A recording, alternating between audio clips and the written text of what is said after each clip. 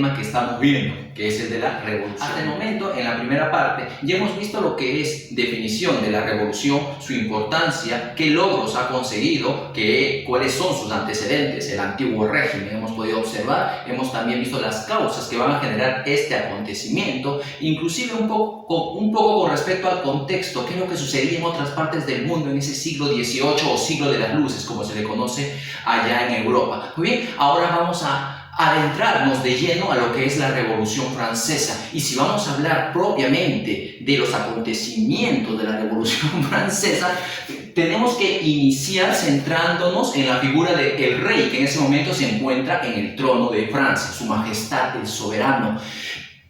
El rey Luis XVI Borbón, aquella persona que estaba casado con María Antonieta Habsburgo, ¿no es así? Correcto, María Antonieta Habsburgo, la hija de María Teresa, la emperatriz de Austria. Muy bien, como vamos a empezar a hablar sobre Luis XVI Borbón, primero que nada tenemos que ver cómo es que llega al trono Luis XVI. Por lo tanto, retrocedemos un poquito más todavía hacia Luis XV. ¿Ok?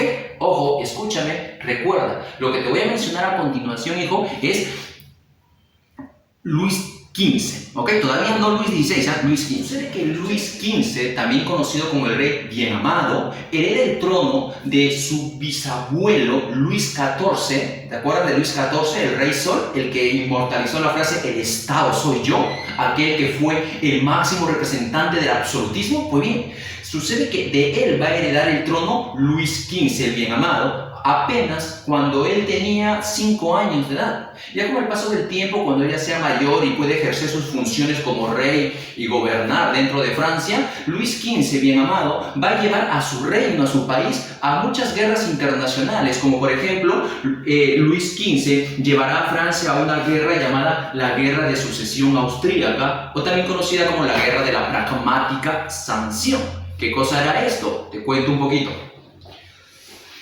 Sucede que en Austria el emperador Carlos VI Habsburgo había fallecido, pero antes de fallecer él deja como heredero al trono, como heredero de su corona, a su hija María Teresa Habsburgo. María Teresa Habsburgo llega entonces a coronarse como emperatriz de Austria, pero muchos personajes dentro de Austria y fuera de él también, algunos reinos, no van a querer reconocer a María Teresa como emperatriz de Austria, ya que en ese momento en Austria aún seguía vigente una antigua ley de tiempos de la Edad Media llamada la Ley Sálica. Esa antigua ley sálica que surgió por tiempo del reino germánico de los francos, no sé si te acuerdas, reinos bárbaros, habrás estudiado en la Edad Media, pues bien, la llamada Ley Sálica.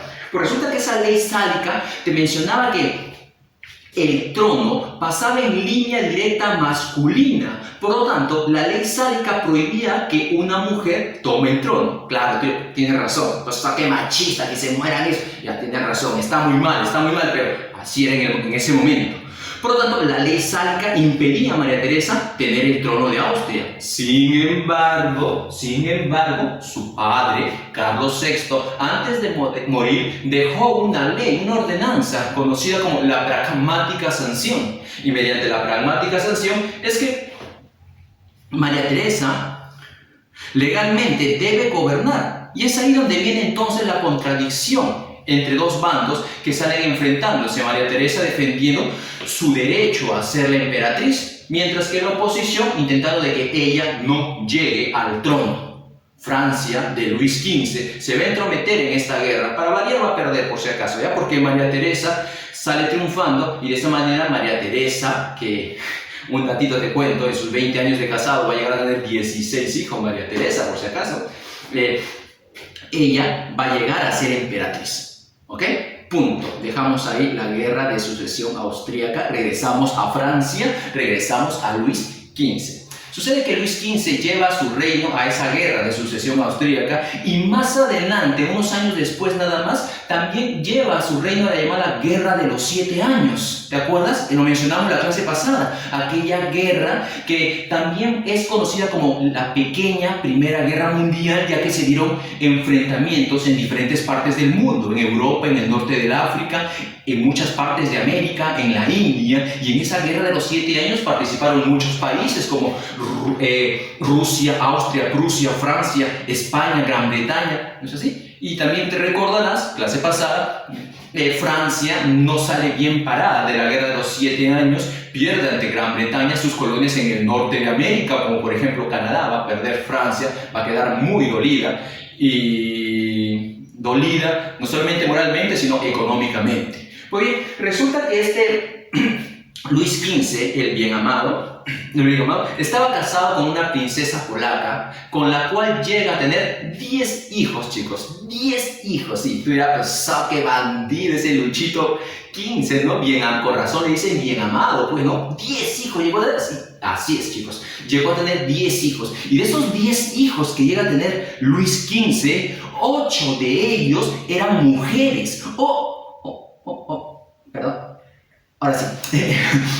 8 de ellos llegan a ser mujeres y los otros 2 varoncitos, ¿sí? Va a tener 2 machitos y 8 princesas. Por lo tanto, como Luis XV llega a tener 2 varones, ojo, escúchame esta explicación porque si no te vas a perder, no lo vas a entender, ¿ah? Como llega a tener 2 hijos, se supone que de esos 2 hijos que va a tener, esos 2 machitos que tuvo, se supone que el mayor es su heredero, ¿no es así? El mayor de ellos se llamaba Luis Fernando. Luis Fernando es el delfín, entonces, de Luis... Espera, un momento. ¿Me entiendes cuando te digo el delfín o no? ¿Entiendes ese término? Ahora no me vas a decir, pero sí, yo le entiendo, delfín, sí, pero son ese mamífero marino muy juguetón. No estamos hablando de ese mamífero marino, no estamos hablando de él, no. Escucha, aprende, pues sí, culturízate un poco, ¿ya? No estás salvaje, mira, escucha, no estás salvaje, mira. Sucede que en Francia, al heredero a la corona se le conoce con el nombre de el delfín. Así como en Rusia, al heredero a la corona se le llamaba el zarevich, ¿sí? El heredero a la corona del zar, del emperador ruso, era el zarevich. Y sucede que aquí en América, aquí en nuestro territorio en América, al heredero a la corona inca, como se le conocía, como el Auqui, ¿no es así? Pues resulta que lo que aquí llamamos Auqui, lo que zarevich se le llamó en Rusia, en Francia se le conoce con el nombre de el delfín. ¿Entendiste? Pues bien, el delfín es el heredero a la corona. Punto. ¿Ya entendiste? Regresamos a Luis XV, regresamos al bien amado. Decíamos que Luis XV, el rey bien amado, llegó a tener 10 hijos, de los cuales 2 varones, y el mayor de ellos, Luis Fernando, es su delfín, es su heredero. Claro, también el segundo hijo tiene otro hijo que se llama Felipe, pero el que nos interesa es el primero porque es el heredero, ¿no es así? Luis Fernando. Ahora, sucede que Luis Fernando, su delfín, ya de mayor, estaba casado en segundas nupcias con una mujer, con una señora llamada María Josefa. Y con María Josefa llega a tener 8 hijos. Ah, su profesor, ¿en serio? Su papá, Luis XV, llegó a tener 10 hijos y su hijo, Luis Fernando, llegó a tener 8 hijos. Así es, para que vean, Luis Fernando no se quiso quedar atrás, ¿no? Que habrá dicho, ¿no? Todo sea por Francia, ¿no? Y multiplicados y a dejar cualquier cantidad de hijos, porque en sí Luis Fernando llega a tener 9 hijos, porque en su primer matrimonio tiene una mujercita, y en su segundo matrimonio, con María Josefa, que te estoy contando, llega a tener 8. Entonces, 8 más 1, 9, ¿no? ¿Ok? No alcanzó al padre que tuvo 10. Pero el punto está que los hijos que va a tener, esos 8 hijos que va a tener esos 8 hijos que va a tener Luis Fernando con María Josefa, van a ser muy conocidos en la historia universal, o por lo menos 3 de ellos van a ser muy conocidos, porque de esos 8 hijos, ¿sabes quién sale? Sale el futuro Luis XVI, el de la Revolución Francesa. De esos hijos sale Luis XVIII, el que toma el poder en Francia después de la Revolución Francesa, después de Napoleón Bonaparte. Y de esos 8 hijos también sale Carlos X, otro rey de Francia después de Luis XVIII. Entonces, esos hijos de Luis Fernando van a dar mucho que hablar. Ahora, sígueme atendiendo, si no te vas a perder. Escucha esto. De esos 8 hijos que tiene Luis Fernando con María Josefa, de esos 8 hijos, nos interesa su Auqui, su delfín, ¿me entienden? Es así, su heredero. Pero ¿sabe quién va a ser el heredero de él? su hijo varón mayor, ¿sí o no? Pues sucede que el hijo varón mayor que tiene Luis Fernando se va a conocer con el nombre de Luis José Javier. ¿Entiendes? Luis José Javier. Ese es su heredero. Si me estás entendiendo, supongo que vas a entender lo que te voy a decir a continuación. Luis José Javier es el delfín del delfín. ¿Me entendiste o no? Si me has estado atendiendo, has entendido lo que acabo de decir. Luis José Javier era el delfín del delfín. Pues no le entiendo, ¿cómo que el delfín del delfín? Acuérdate que estamos en el reinado de Luis XV. Y Luis XV tiene un heredero, un delfín, que es Luis Fernando, que está casado con María Josefa, ¿sí? Entonces Luis Fernando es el delfín. Y este Luis Fernando tiene 8 hijos. Su heredero, su hijo varón mayor, se llama Luis José Javier. ¿Me entiendes o no? Entonces Luis José Javier es el delfín del delfín. Porque este de aquí es el delfín del rey, ¿sí? Ah, pues sabes, ya déjame ver si te estoy entendiendo. Luis Fernando es el delfín de Luis XV. Cuando Luis XV muera, Luis Fernando, que es el delfín, se convierte en el rey. Por lo tanto, el hijo de Luis Fernando, Luis José Javier, se convierte en el nuevo delfín. Pues bien, ok, muy bien, me estás entendiendo. Estás atendiendo. ¿Ok? Ahora, aparte de Luis José Javier, que era el hijo mayor varón de Luis Fernando, tenía un segundo hijo varón, bueno, había varios, pero su segundo hijo varón mayor se llamaba Luis Augusto, duque de Berry. ¿Sí? Que no debería interesarnos mucho, chicos, no debería interesarnos, Luis, ya para qué más nombre, pues ya me confundo, suficiente con ellos, pero sucede que ese es el nombre que te tienes que acordar. Quiero que te acuerdes, que te memorices, que impregnes ahí en tu mente ese nombre, Luis Augusto, duque de Berry. Pues, ¿sabes? ¿Y por qué me tengo que acordar el nombre de él y no de los otros que son más importantes? Porque resulta que él es el importante. El que te estoy mencionando ahorita y que parece que no interesa, no importa, es el que nos importa. ¿Por qué, profesor? ¿Por qué? Porque él es el futuro Luis XVI. No, perdón, ya me confundió, ya no le estoy entendiendo. ¿Cómo este Luis Augusto va a ser el futuro Luis XVI si se supone que antes está su hermano mayor y antes está su papá? Te explico, mira. Te explico.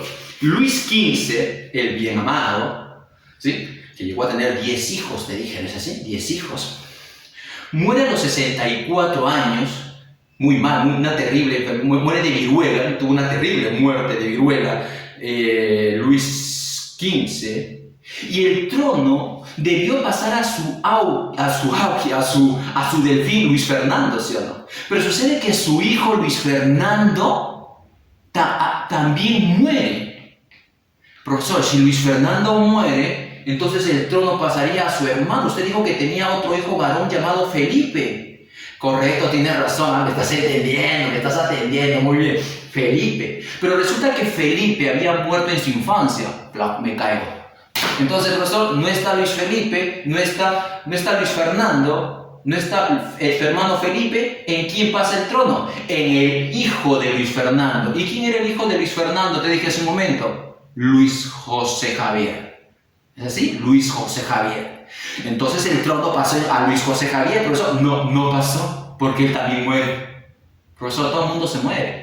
Murió Luis XV, murió su heredero Luis Fernando, murió el hermano de Luis Fernando, y luego muere y también murió el hijo de Luis Fernando, Luis José Javier. Sí, también murió. Por eso es que el trono, ¿en quién recae? En el hermano de Luis José Javier, en otro hijo de Luis Fernando.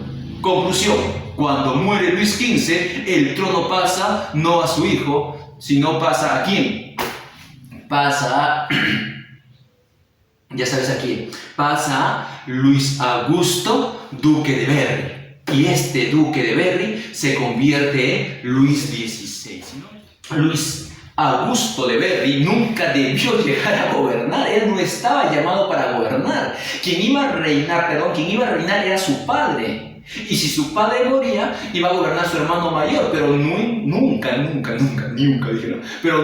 le iba a caer a Luis Augusto. Pero mira cómo en las circunstancias, al final, todo se da, todos mueren antes que él, los que estaban antes que él, y él va a llegar a tomar el trono. Y sobre él, una persona muy joven, muy inexperta, al igual que su esposa María Antonieta, va a recaer una revolución para la cual él no estaba preparado ni tenía la muñeca, como decimos, para poder enfrentar esta revolución, y mucho menos poder enfrentar la oposición de los miembros de las clases privilegiadas, porque, ojo, hay que tomar en cuenta que Luis XVI tampoco debió ser muy malo, muy abusivo para que estalle contra él la revolución. No, él no fue el peor fue Luis XIV, o quizás ya Luis XV, pero Luis XVI fue el piña, como decimos, ¿no? Sobre quien va a recaer su inexperiencia, su falta de capacidad. Le va a jugar un mal papel. Él quiso realizar algunas medidas, ya te voy a contar de sus ministros, ¿ya? Y si inclusive nos vamos al plano personal de Luis XVI, es decir, Luis Augusto de Berry, vamos a ver que también tenía problemas. ¿Por qué, profesor? Te cuento. Cuando Luis XV, el bien malo, estaba reinando todavía, entonces se concerta el matrimonio entre Luis Augusto, duque de Berry, futuro Luis XVI, con la princesa de Austria, María Antonieta Habsburgo, la hija de María Teresa Habsburgo. Y de esa manera, María Antonieta, no era chilindrina, eso es chistoso, ¿no? Por decir, María Antonieta la niega. No. Entonces, María Antonieta viaja a Francia y se casa. Y desde el inicio va a haber problemas ya en esa pareja ya. ¿Por qué? Te cuento algo pequeño nada más, ¿no? Mira. La celebración, la noche de bodas. ¿Qué pasó, profesor Chile? Chismoso siempre, ¿no? ¿Qué pasó la noche de bodas? Sucede que una vez que se casen estos miembros de la realeza, tiene que haber una ceremonia, la noche nupcial. ¿Ok? Mira, a ti, escúchame, vamos a contarlo así suave, tranquilo, sano, nada más. Por favor, estamos en horario de protección al menor, así que escúchame, escucha. ¿Qué es lo que sucede? Sucede que cuando ellos se casan, cuando se casan Luis XVI y María Antonieta, ellos deben marchar hacia sus aposentos. ¿Me entiendes, no? A su habitación, pues, a sus aposentos. Al ingresar a sus aposentos, ahí se encuentra el lecho nupcial. ¿Me entiendes, no? Lecho nupcial. La cama, pues, hijo, la cama, ¿ya? La cama. Y la cama o lecho nupcial se encuentra rodeado por unas largas cortinas, como si cayeran del techo, algo parecido, y que cubren completamente la cama. Solamente la cama, como si fueran cortinas, ¿no? Cortinas que cubren la cama. En la misma habitación, una hilera de sillas para que miembros selectos de la nobleza y del clero expectantes estén en el momento de la consumación del matrimonio. ¿Me entiendes o no? Profesor, consumación. ¿Qué es consumación? Capaz, ahora no me digas que no sabes qué es consumación del matrimonio. Ya, pues, ya no te hagas.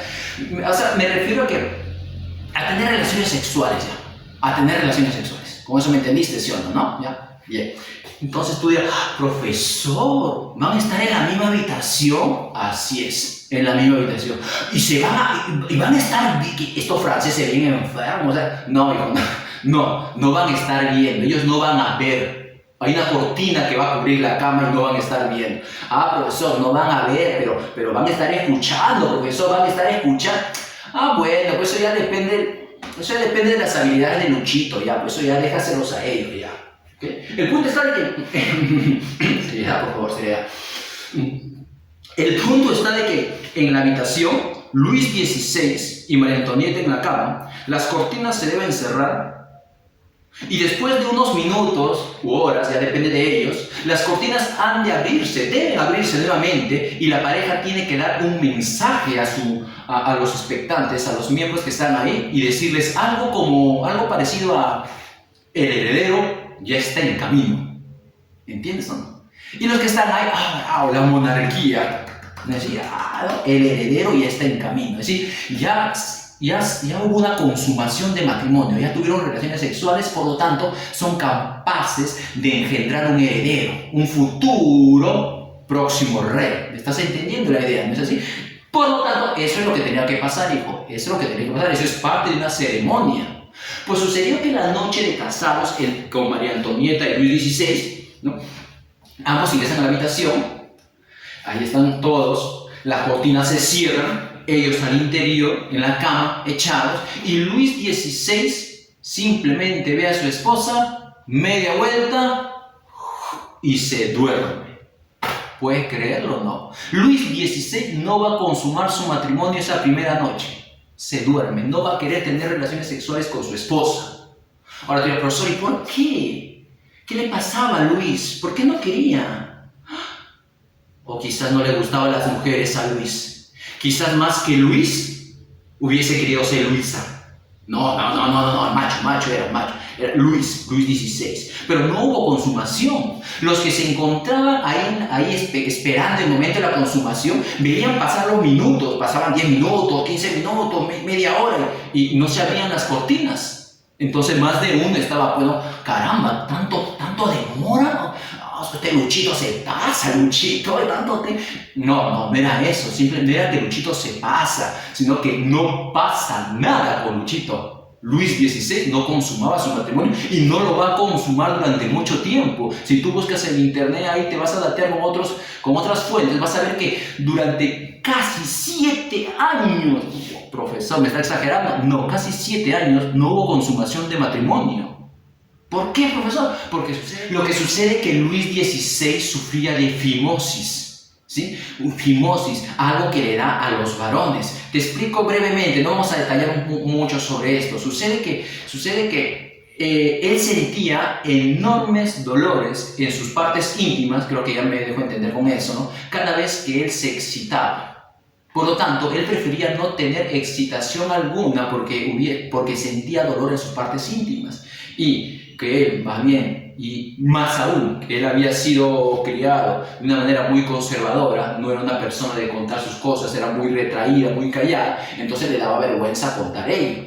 Durante mucho tiempo no se dio una consumación de matrimonio con María Antonieta y por las calles empezaron pues a hablar mal, especialmente echándole la culpa a María Antonieta, que no podía engendrar hijos. El punto está de que al pasar los años, ¿no? Y al ser detectado su fimosis de Luis XVI, ¿no?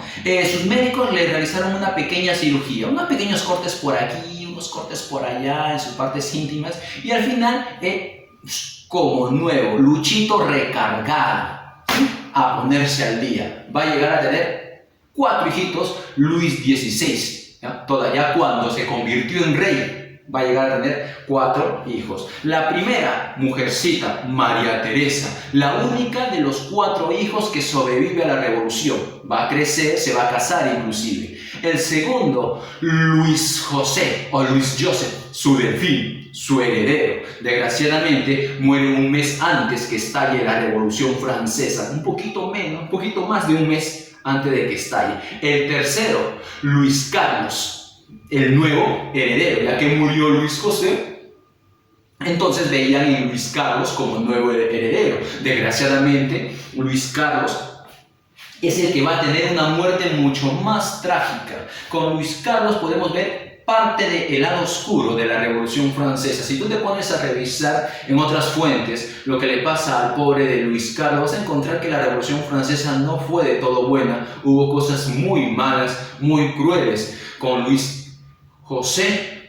con Luis Carlos se van a ensañar mucho algunos miembros de la Revolución Francesa y lo van a maltratar. Siendo niño nada más, lo van a maltratar mucho al pequeño, hasta que él muere en 1795, en pleno apogeo de la Revolución Francesa. Va a tener muy triste final. Y su cuarto hijo, una mujercita, una princesa llamada Sofía, muere 2 años antes de que estalle la Revolución Francesa en el 87, ¿sí? Apenas tenía 11 mesecitos nada más la pequeña y fallece. Por lo tanto, si te das cuenta, la vida de Luis XVI, tan bonita que digamos no era, y en medio de este tipo de vida personal es que le cae encima la revolución. ¿Por qué le cae encima la revolución? Ya lo dijimos en la clase pasada. Una grave crisis económica que afronta. No hay dinero en el Estado. Te dije déficit fiscal. ¿No es así? Despilfarro del dinero en lujosas fiestas en Versalles. Demasiados privilegios que concentran la nobleza y el clero. el absolutismo, la concentración del poder en manos de los reyes, las nuevas ideas de la ilustración que estaban cambiando la mentalidad de la gente, la grave crisis agraria que encarecía el precio de los productos, la ambición de la burguesía por tomar el control político y que al final van a salir venciendo los excesivos impuestos que se daban. Todo esto confabuló, todo esto se juntó, ¿no es así? Se juntó para que en el año 1789 estalle la Revolución Francesa. ¿Ok, chicos? Punto, hasta ahí. Continuemos entonces. Si me estás entendiendo, espero que me estés entendiendo. ¿Ah? Hasta aquí avanzamos, ¿no es así? Hasta aquí tú ya copiaste. ¿Ah? ¿Ok? Recuerda que muchos datos que damos no los estamos escribiendo tú, como si estuviéramos de manera presencial, chicos, ¿no? Como si estuviéramos de manera presencial, tú estás tomando notación de algunas cosas que se puede estar dando o te puede estar presentando en pantalla y no necesariamente en la pizarra, ¿no? Tienes que acumular. Nos vamos entonces a la primera etapa de la Revolución Francesa, que es la etapa monárquica.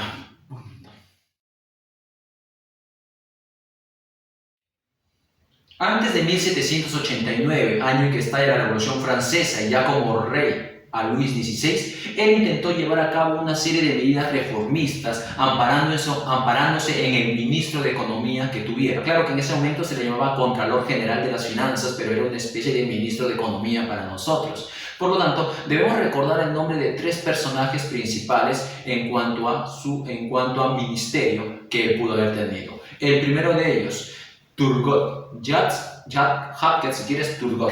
El segundo, Jacques Necker. Y el tercero, el último de ellos, Charles Alexander de Cologne. Estos tres personajes, en diferente tiempo y en ese orden, intentaron realizar algunas medidas para mejorar la situación de Francia ante la crisis que los estaba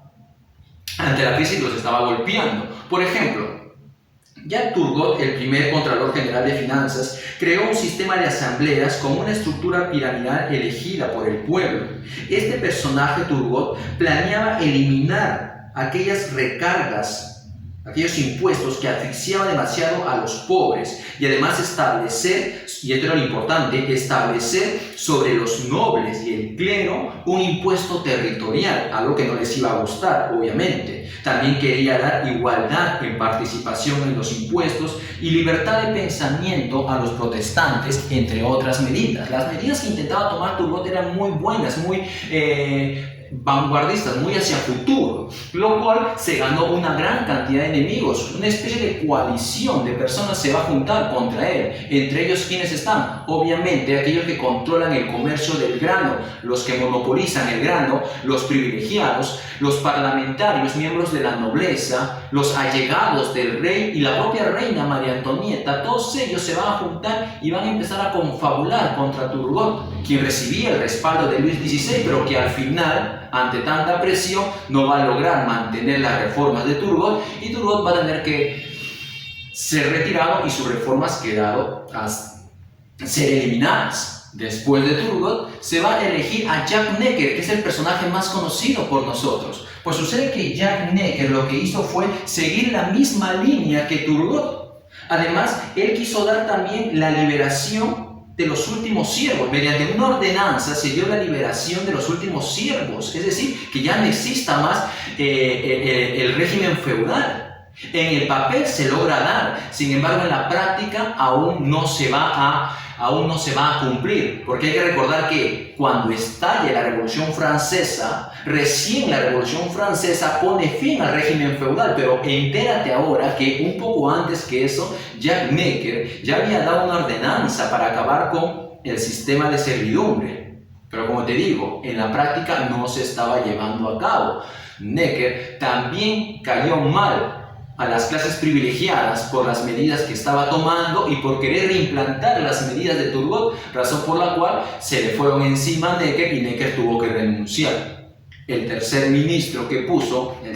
ministro que puso el rey Luis XVI, Charles Alexandre de Cologne, también reformista, intentó reimplantar las reformas de Turgot y de Necker, como el impuesto territorial igualitario, por ejemplo. Eso era muy buena medida, que todos paguen impuestos de acuerdo al territorio que tuvieran. Pero date cuenta que los miembros del clero, es decir, de la iglesia, ellos acumulan grandes extensiones de territorio, por lo tanto a ellos no les conviene pagar impuestos, ellos no pagan por si acaso, y los miembros de la nobleza de igual forma, razón por la cual ambas clases sociales se van a ver perjudicadas ante estos intentos. Conclusión, hay que confabular contra ellos. Resultado, al igual que Turgot y al igual que Necker, este tercer ministro de Finanzas también va a ser removido de su cargo. Y de esta manera, chicos, estamos llegando ya a 1788.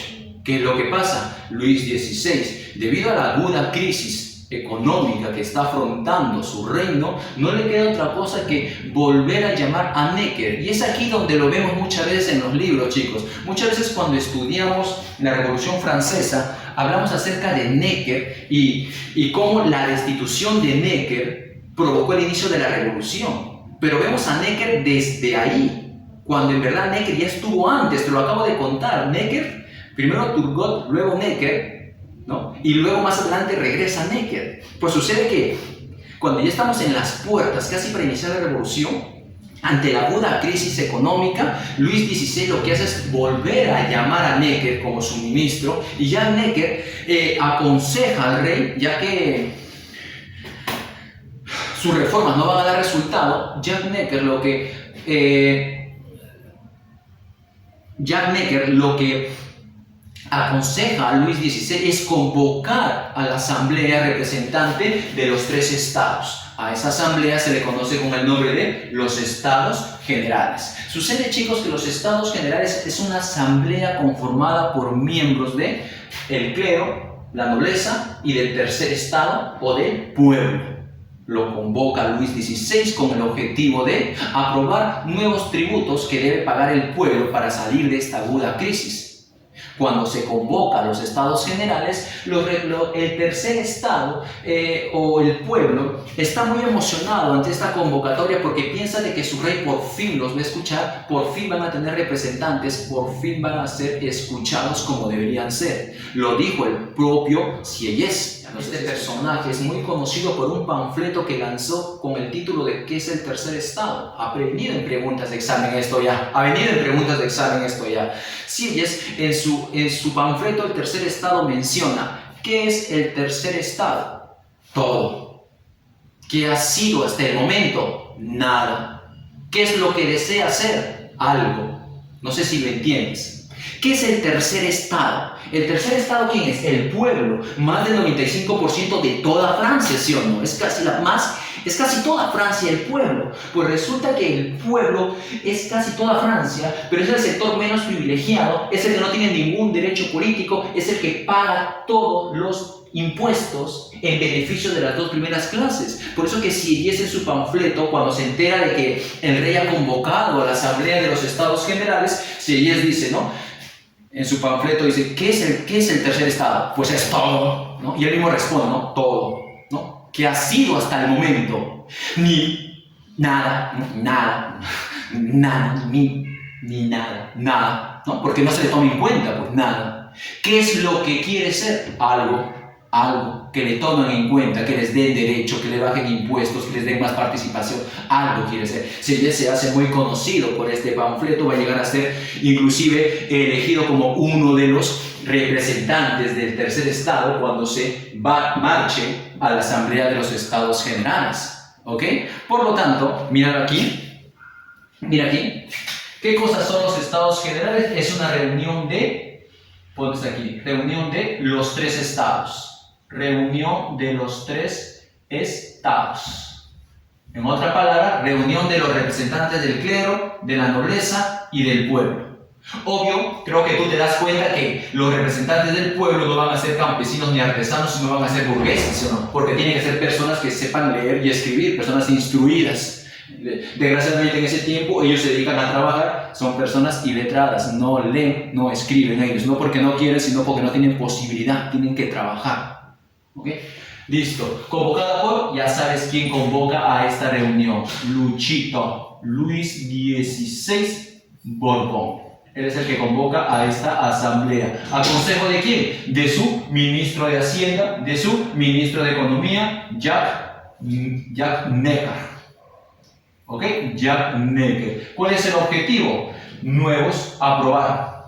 Aprobar, estar de acuerdo que ustedes, asamblea, legalicen nuevos impuestos. Aprobar nuevos impuestos. ¿No? Aprobar nuevos impuestos. Desgraciadamente, esos nuevos impuestos no serán para todos, sino serán para el pueblo. Imagínate la decepción que van a sentir. Imagínate, ponte en ese lugar, ¿sí? Estás en esa asamblea, en los estados generales, cualquier cantidad, ¿no? Se calcula que unos 300 representantes del clero, como que dice 300 congresistas, ¿ya? ¿Me estás entendiendo? 300 representantes de la nobleza y 600 representantes del pueblo. 1200 ahí. Y el rey adelante, sus consejeros, el ministro Jacques Necker, todos en la misma sala, enorme sala, sino de reunión. Y los 600 representantes del pueblo están muy emocionados. Muchos de ellos han venido con sus cuadernillos, sus apuntes, han venido de lugares lejanos de Francia para darle sus petitorios. ¿Qué le van a solicitar al rey? Y sin embargo, de nada va a servir eso porque el rey los ha convocado no para escucharlos, sino para que ellos estén de acuerdo con el rey. Para aprobar nuevos impuestos al tercer estado. Imagínate la cara, imagínate de los representantes del pueblo cómo se quedaron sorprendidos cuando se enteraron de que para eso han sido convocados. El problema aumentó más todavía cuando James Bailey, uno de los representantes del pueblo, le solicita a su majestad. Esto ya había sido solicitado por Sieyès antes, ya por Sieyès. Ya había sido solicitado antes, ¿ya? Pero ahora James Bailey, en la reunión de la Asamblea de los Estados Generales, les solicita a su majestad y dice, por favor, si es que vamos a obrar de esa manera, cambiemos el sistema de votación. Que la votación ya no siga siendo por clase social, sino sea por persona. Si no me entiendes, sucede que las votaciones en este tipo de asamblea eran por clase social. ¿Cuántas clases sociales? 3 clases, clero, nobleza y pueblo. Por lo tanto, siempre habían 3 votos. Un voto salía del clero, un voto salía de la nobleza y un voto salía del pueblo. Eso es votación por clase social, ¿cierto? Entonces, cada vez que el rey decía, vamos a aprobar ir a la guerra. A ver, ¿lo aprobamos o desaprobamos? Ellos tienen que aprobar un voto y un voto, ¿cierto? ¿Y quiénes siempre se juntaban en la votación? Obvio, los privilegiados, clero y nobleza siempre juntaban sus votos y el pueblo siempre perdía la votación porque ellos suman 2 votos juntos y el pueblo solamente un voto.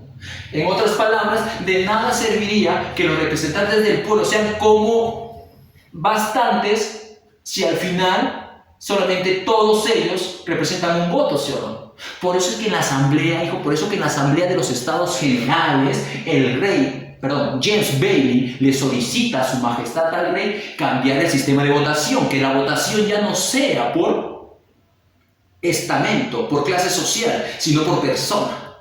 Así beneficiaría más, porque date cuenta, si hay 300 representantes de la nobleza, 300 representantes del clero, y 600 representantes del pueblo, entonces ya no estamos ante 3 votos nada más, sino estamos ante 1200 votos, porque cada persona podría votar, ¿sí o no? Ahora, si tú dices, pero sería lo mismo que nada, pues. Usted dice que el clero y la nobleza siempre se juntan. Entonces, si ellos se juntan, siempre van a ser 600 votos contra el pueblo, 600 votos, profesor. Entonces, si hay 600 va a ser empate, profesor. ¿Y si es empate, qué hacemos? ¿Ah? ¿Penales? No, pues no va a haber penales.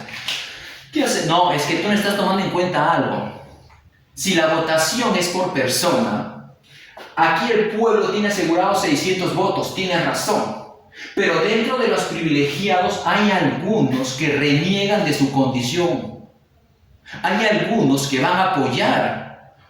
Entérate, por más miembro de la nobleza, por más miembro del clero que sea, hay uno que otro por ahí que simpatiza con la causa del pueblo y quiere apoyar. O sea, también tan malos no eran todos. Uno que otro se salva. Y en una votación solo necesitarían un voto adicional de cualquiera de ellos para que los representantes del pueblo ganen una votación, ¿sí o no?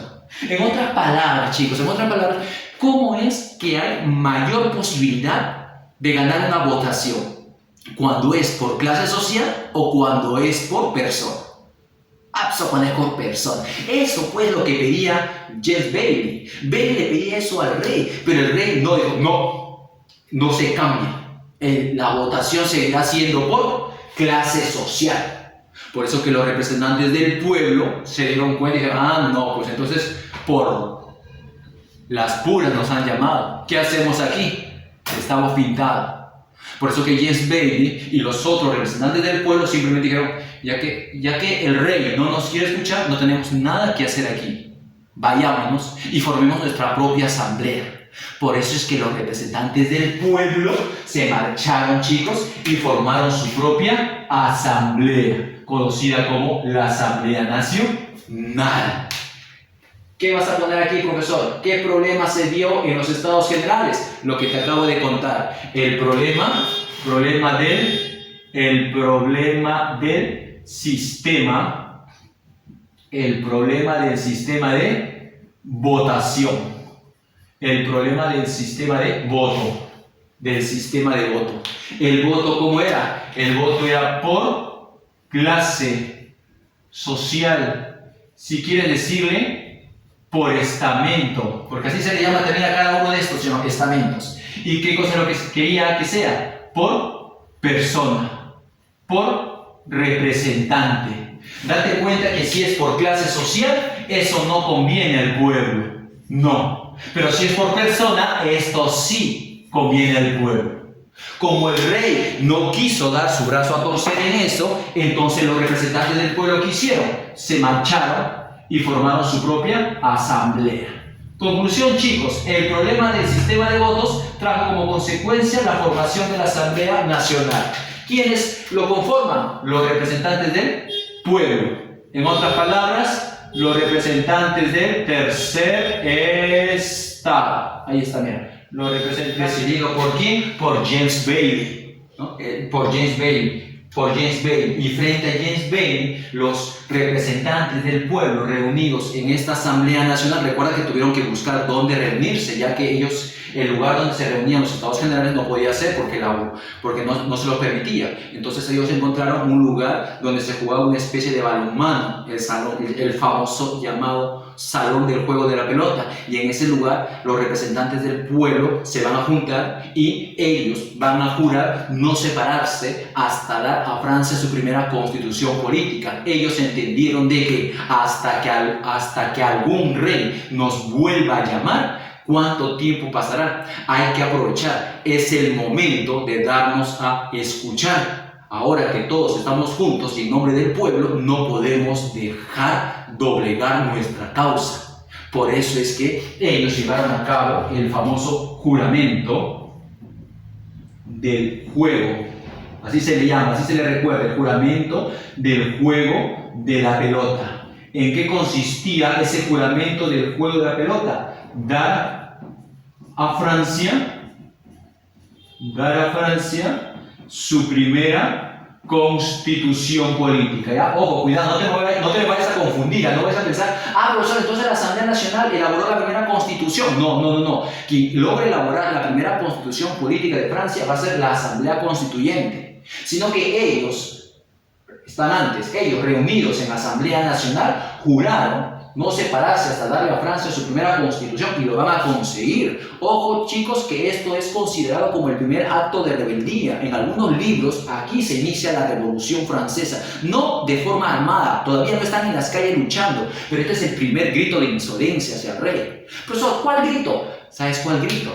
Sucede de que el rey, cuando se entera de esto, el rey manda a desalojar la sala en la cual se reunían. Inclusive amenazó con arrestarlos a esas personas, pero los representantes del pueblo se pusieron machos, se pusieron valientes y no quisieron salir de la sala. Inclusive hay un personaje, Mirabeau, ¿no? Uno de los representantes, que va a dar pues unas palabras diciendo estamos aquí por voluntad del pueblo y solo saldremos por la fuerza de las bayonetas. Las bayonetas son las armas de la época, algo parecido a un rifle, ¿ya? Las bayonetas.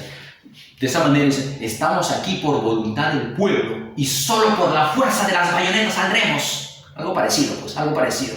Y de esa manera dicen, no, sí, no salimos, ¿no? Rompiéndose el pueblo, no salimos, estamos aquí por el pueblo. Valientes se pusieron y el rey tuvo que doblar su, la orden que había dado. Al final, los representantes del clero y de la nobleza se van a tener que juntar a esta asamblea. Y ya cuando se vuelvan a juntar con esos otros representantes, la vamos a llamar Asamblea Constituyente. Profesor, entonces, ¿es la misma que en los Estados Generales? Es muy parecida. La diferencia es que esta asamblea es la que va a dar los grandes logros a la revolución. Esta asamblea reconoce la autoridad de su rey, pero va a dar pero se va a tomar la facultad de dar leyes. ¿Qué es lo que va a suceder?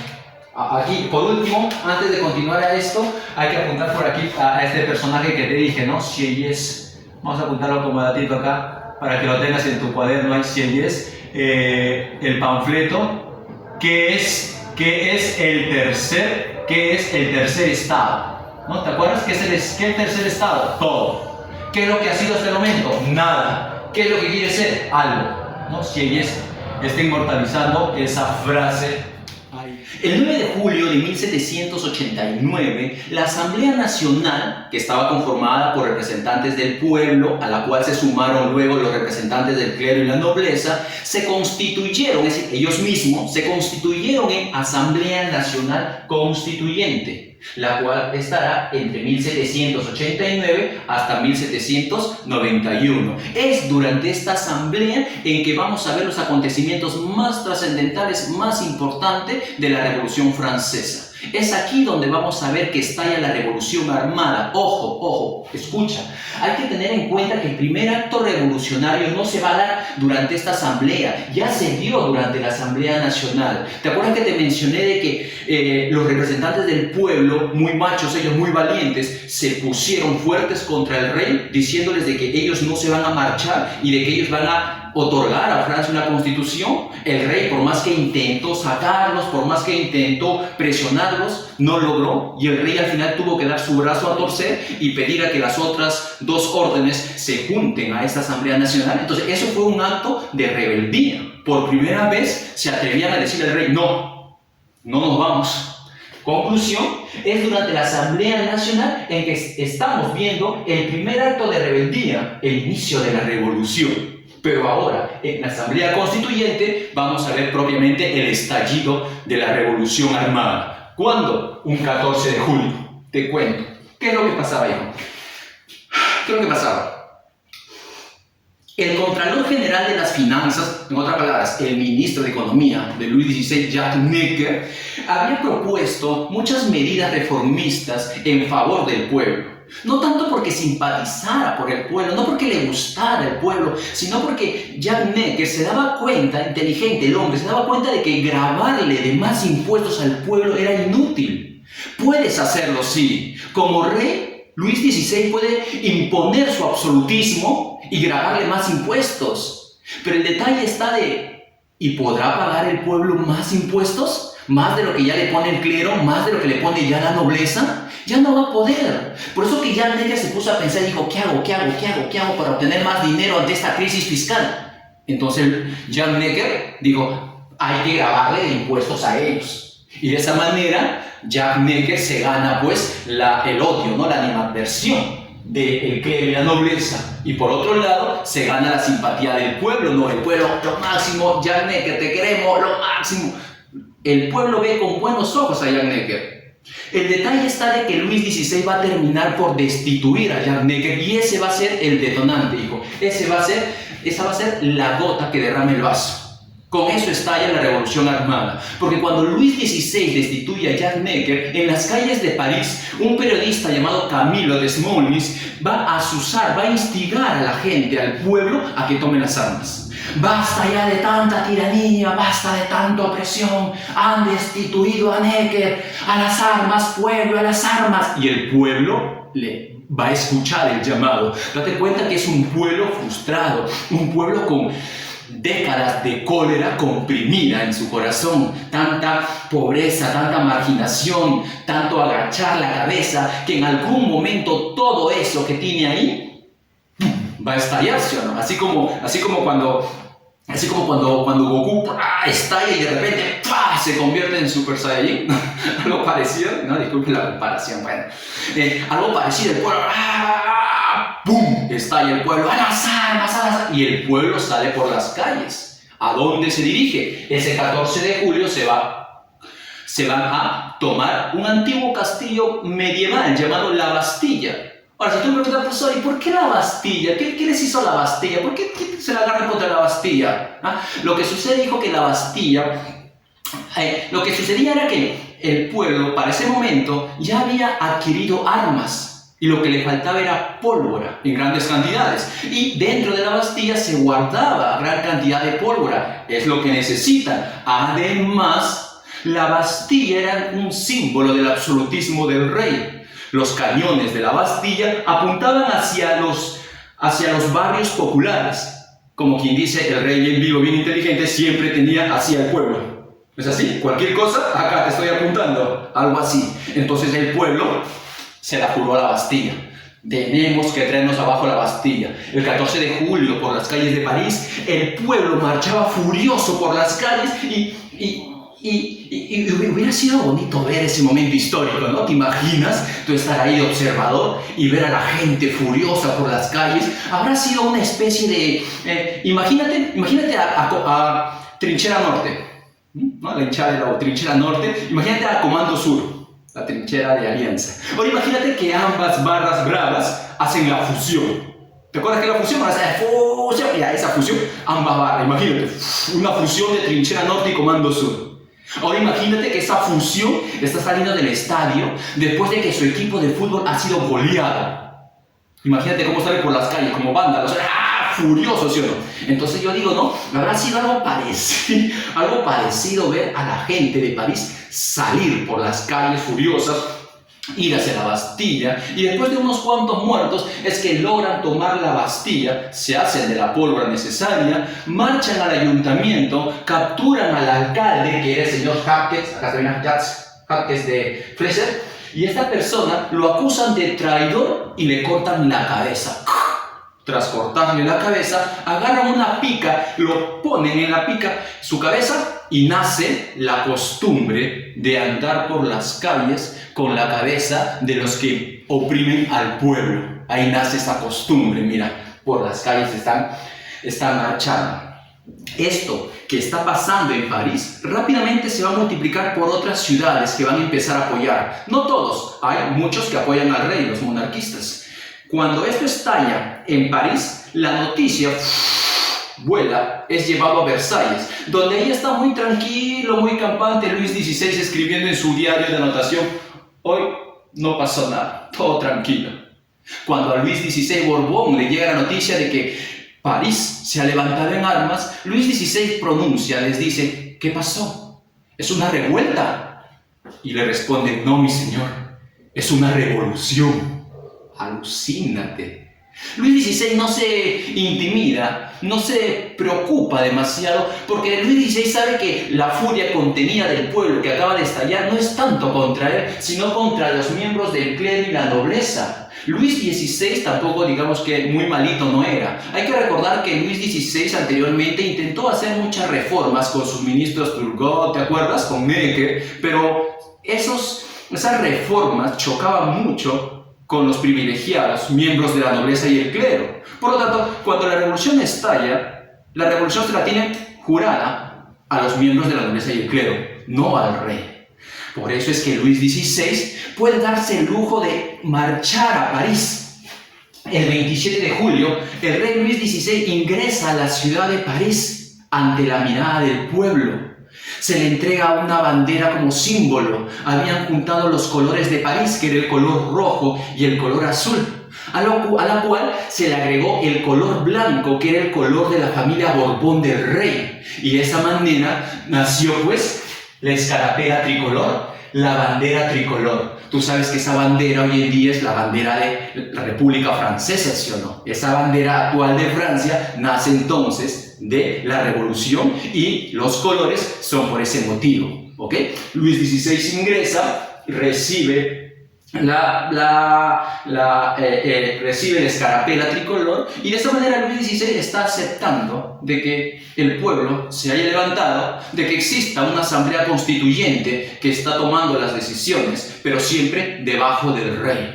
Profesor, total, no lo entiendo. O sea, la revolución ha estallado, pero el rey sigue reinando. Así es. Así es, hijo. Por eso es que esta etapa se le llama todavía la etapa monárquica, pues, porque todavía el rey sigue en sus funciones como rey. Todavía no le han quitado el poder, todavía no lo van a ejecutar. Eso va a pasar un poquito más adelante todavía.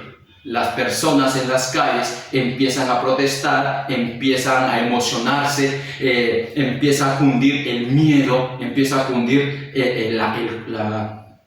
la furia entre todos, y los campesinos se levantan en armas y empiezan a marchar a los templos y empiezan a marchar a los castillos de los señores feudales, de los miembros de la nobleza, y empiezan a llevarse lo que puedan en cuanto a alimentos, el trigo, por ejemplo, los cereales, empiezan a robar los cereales, empiezan a prenderle fuego a los documentos de los señores feudales y los documentos en los cuales se escribe que ellos son los propietarios de esas tierras, son los que explotan al pueblo. Empieza un periodo que se le va a conocer con el nombre de El Gran Miedo. Aquí lo vamos a poner: movimiento campesino de miedo colectivo. Atacan castillos y muchas abadías, muchos templos. ¿Sí? Esto se está desarrollando entre el 26 de julio y el 6 de agosto. Mientras está desarrollándose este gran miedo colectivo entre los campesinos que están haciendo todo esto, la Asamblea Constituyente estaba votando a favor de que el 4 de agosto se elimine algo que explotaba al pueblo, al campesino, desde siglos de siglos, desde la Edad Media. Es decir, se aprueba el final del régimen feudal. Eso que tiempo atrás se quiso hacer pero nunca se llevó a la práctica, ahora se está logrando el famoso 4 de agosto de 1789. Se acaba el régimen feudal, se acaban los diezmos que daba la iglesia y se instaura la igualdad ante la ley y los impuestos. Todos deben pagar, no existe clases sociales, todos somos iguales, todos somos ciudadanos y por lo tanto todos nos debemos por igual ante la ley. Ya nada de que privilegiado, ya no me fastidies, ahora todos son iguales. Se empieza a capturar a gran cantidad de miembros de la iglesia, a gran cantidad de miembros de la nobleza y se les empieza a ejecutar. Si en ese momento eras miembro de la nobleza y del clero y te dabas cuenta de lo que se está iniciando, rápidamente sal de aquí porque te van a capturar y van a terminar ejecutándote. Eso es lo que va a pasar. Van a romper con la iglesia inclusive, porque la asamblea constituyente va a aprobar de que la iglesia ahora dependa del Estado, de que no sea una institución independiente, sino que pertenezca al Estado y que el Estado decida las cuestiones con respecto a la iglesia. Se le quita al clero, a los miembros de la iglesia, se le quita al clero todas sus inversiones, todas sus propiedades, todos sus privilegios, toda la riqueza que había acumulado como primera clase social, se les va a quitar completamente. James Bailey, ¿te acuerdas de James Bailey? ¿Te acuerdas? El que dirigió la Asamblea Nacional. Pues resulta que James Bailey es nombrado alcalde de París. ¿Te acuerdas que al pobre alcalde de París le habían cortado la cabeza? Entonces, como que nos hacía falta un alcalde, ¿no? Teníamos un alcalde pero sin cabeza. Entonces, ¿qué hicieron? A James Bailey se le nombra alcalde de París, y al Marqués de Lafayette, un hombre ya de experiencia en guerras. Marqués de Lafayette, te doy un dato, participó en la independencia de las 13 colonias. Él marchó a América a participar en la guerra de Estados Unidos contra Inglaterra por su independencia. Pues bien, ahora el Marqués de Lafayette es elegido como el que dirige la Guardia Nacional. Debe preservar la seguridad en París y en toda Francia. Siguiendo estos acontecimientos, el 27 de agosto de 1789, la revolución está en marcha, la Asamblea Nacional Constituyente aprueba la Declaración de los Derechos del Hombre y del Ciudadano, inspirados en la Declaración de Independencia de los Estados Unidos y que servirá como base para la posterior Declaración Universal de los derechos del hombre. ¿Ok? Esta declaración se establecía bajo los pilares de libertad, igualdad y fraternidad, lo que tanto difundió las ideas de la Ilustración, pues ahora se plasmaban en esta declaración de los derechos del hombre y del ciudadano. Días después, o bueno, semanas después, el 5 de octubre, en la ciudad de Versalles se da una marcha, inicialmente pacífica, pero con el paso de los minutos se fue poniendo un poco tensa, en la cual participó una gran cantidad de personas, mujeres principalmente, que marchaban hacia el Palacio de Versalles, donde se encontraba Luis y María Antonieta, con el objetivo de protestar contra ellos. Al final, esta marcha hacia el Palacio de Versalles provoca de que Luis XVI y su familia sean invitados, por no decir obligados, sean invitados a que se trasladen y ya no residan en Versalles, en ese lujoso palacio, sino en el Palacio de las Tullerías, en París, para que esté cerca al eje central de la revolución, que era París. ¿No es así? Sin embargo, con el paso de los días, Luis XVI, que no estaba conforme con la revolución, se fue convenciendo de que era momento de salir de Francia. Por fuera parecía de que Luis XVI apoyaba la revolución y los revolucionarios veían no con buenos ojos, pero sí con ojos de aceptación a su rey. Pensaban de que el rey estaba aprobando lo que estaba haciendo la revolución. Muchos miembros de la nobleza que habían logrado escapar estaban en el extranjero, como los emigrados, intentando pedir apoyo a algún otro reino para que invada Francia y acabe con esta revolución.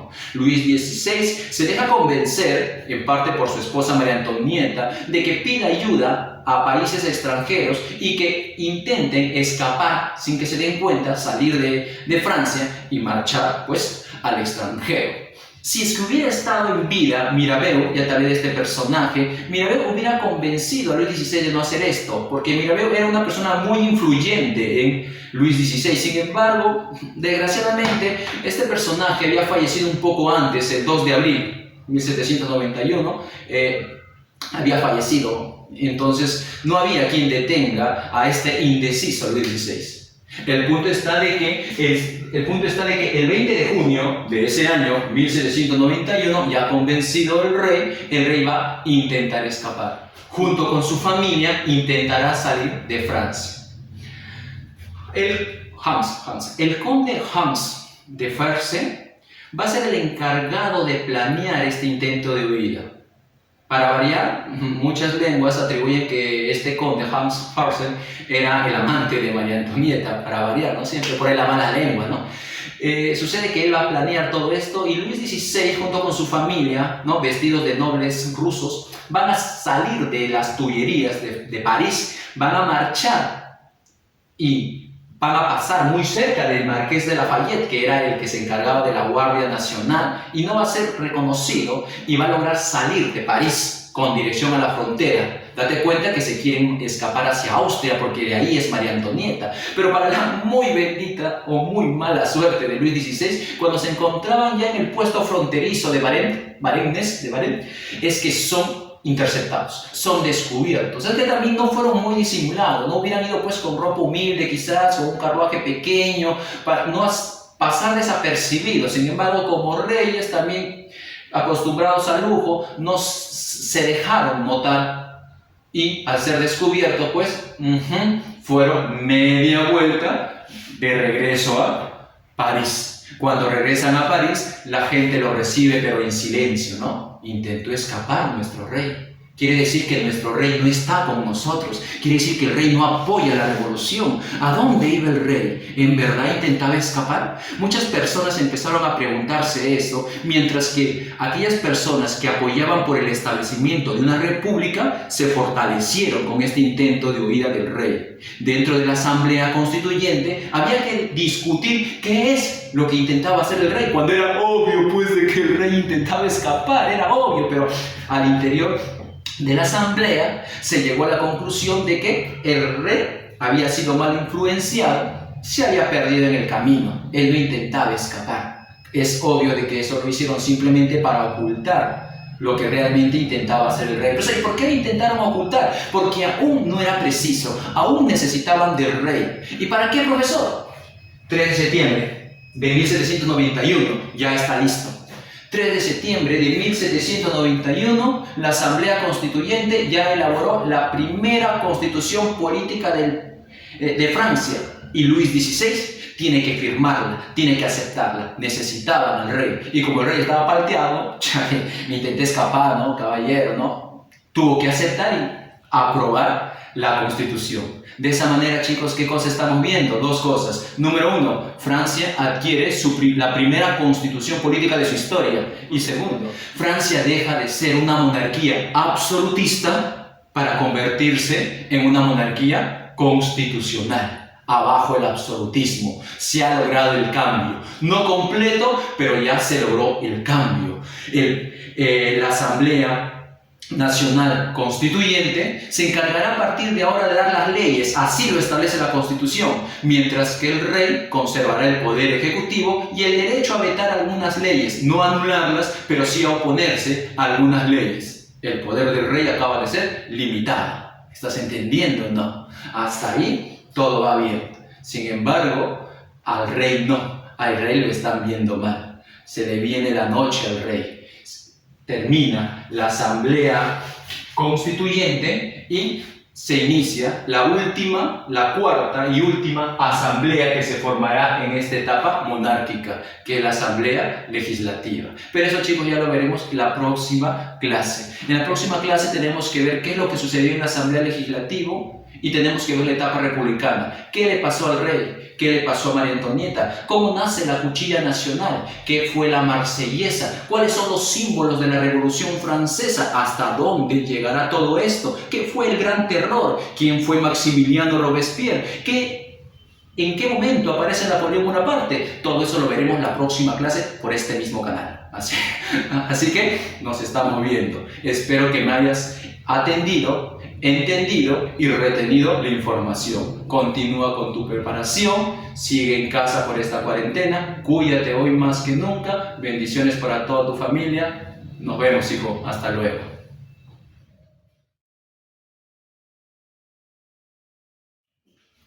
Esperen chicos, esperen, me emocioné.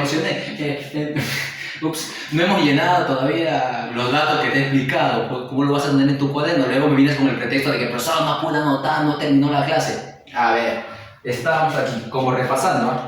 La Asamblea Constituyente, 1789-1791. ¿Qué pasó? 14 de julio. ¿Qué cosa será? Ponemos aquí. La toma de la Bastilla. Hemos dicho que necesitaba la pólvora que había en ese lugar, además que la Bastilla representaba el símbolo del absolutismo del rey. Detonante, la destitución de ¿qué? ¿De quién? ¿A quién sacaron? A Jack, muy bien, Jack. ¿Jack qué? Jack, ¿cómo que Jack Sparrow? No sé chistoso, ¿eh? Jack Sparrow. Jack Necker, ¿qué tiene que hacer pirata de aquí? Ese pirata. Destitución de Jack Necker, instigados por, habíamos mencionado a el periodista Camilo Desmoulins, ¿no? El que asusó al pueblo parisino para que tomen la Bastilla.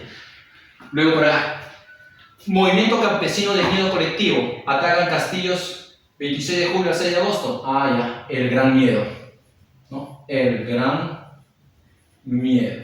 Este gran miedo, ¿qué cosa precipita? A que la Asamblea Constituyente, que ya tenía avanzado el documento por si acaso, el 4 de agosto, ¿qué hizo? Anuló, abolió, definitivamente, abolió los derechos de los nobles feudales. Abolió el régimen feudal.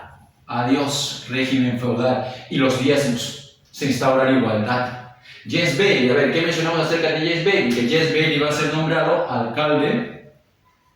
alcalde de París, así, el centro de la revolución, París. Mientras que el marqués de Lafayette fue nombrado como la persona encargada de la guardia, de dirigir la Guardia Nacional. La Guardia Nacional. Recuerda que hasta el momento, hasta donde hemos llegado a explicar hoy, recuerda que la revolución está contra ellos, se la tiene jurado, vamos, está acabando con ellos. ¿No es así? Recién en el próximo capítulo vamos a ver cómo se van a ir contra el rey. La Iglesia Católica pasa a depender del Estado, se va a establecer una constitución, por si acaso para ellos, vamos a ponerla aquí, ¿verdad? En este ratito no te lo he mencionado. Se va a otorgar la Constitución Civil del Clero. ¿Sí? Aquellos miembros del clero que aceptaron la Constitución Civil que se les daba a ellos, solo para ellos, se les va a empezar a llamar como clero revolucionario. Y aquellos miembros del clero que no quisieron aceptar esta constitución, se les va a llamar clero refractario o antirrevolucionario. Y por lo tanto, se les va a perseguir, se les va a encerrar, se les va a ejecutar. ¿No es así? Profesor, ¿y para qué una constitución? ¿Qué establecía esa constitución? Establecía de que ahora dependían del Estado, establecían de que cero privilegios, establecían de que se les confiscaba sus propiedades, sus riquezas, establecía de que ya no podían cobrar diezmo como impuesto hacia el pueblo. 27 de agosto se publicó la declaración, ya sabes cuál, la declaración de los derechos, la declaración de los derechos del hombre y de, no va a alcanzar espacio, sé nada más, ya tú lo entiendes, hombre y el ciudadano. Y el 5 de octubre marchan sobre Versalles, especialmente las mujeres, te dije, no, gritando, María Antonieta, ¿no? Se habla acerca de que María Antonieta les dijo, pues, ¿no? A manera de burlas, les dijo, si no tienen para comer pan, pues que coman pasteles, ¿no? Qué rica, ¿no? Como no hay ni para ni se lo paga para tortas. Por lo tanto, marchan a Versalles, al palacio a protestar, y terminan por provocar de que el rey y su familia deje de vivir en el palacio de Versalles y se marche a vivir a París, al palacio de las Tullerías. De esa manera lo tienen más cerca ya al rey, ahí en el palacio de las Tullerías. 20 de junio, intento de huida de quién? Del rey. Luchito XVI intenta escapar junto a su cuñada, junto a su esposa María Antonieta y junto a sus 2 hijos. Recuerda que a Luis XVI para este momento le quedan 2 hijos. ¿Te acuerdas que te mencioné de que eran 4 hijos? Ya pues María Teresa, Luis José, Luis Carlos y Sofía. Pero Sofía y el heredero, el delfín, Luis José, habían fallecido antes de la revolución. Por lo tanto, para este momento, a quien tienen con vida es a María Teresa, la mayorcita, y a su tercer hijo, al varón Luis Carlos. 20 de junio, intento de huida del rey, arrestado en la localidad de Varennes. Aquí, ¿no? Varennes. Punto. Ahora sí, chicos, hasta ahí quedamos.